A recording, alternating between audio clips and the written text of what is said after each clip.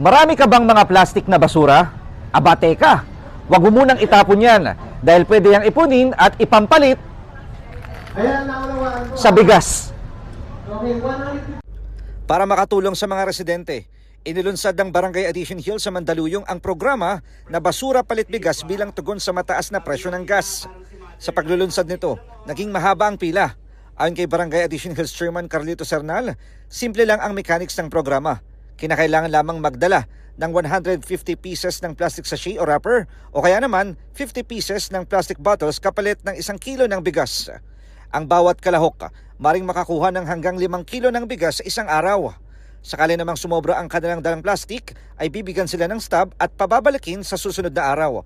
Ire-recycle ang mga plastic at gagawing eco bricks, eco board, plastic chairs at iba pa. Malaking tulong ito, lalo tigit mataas daw ang mga presyo ng mabili natin, lalo yung bigas, yung basic na pangangailangan natin mga kababayan. So sa pamamagitan ng basura lang, may pagkain na po sila sa mesa.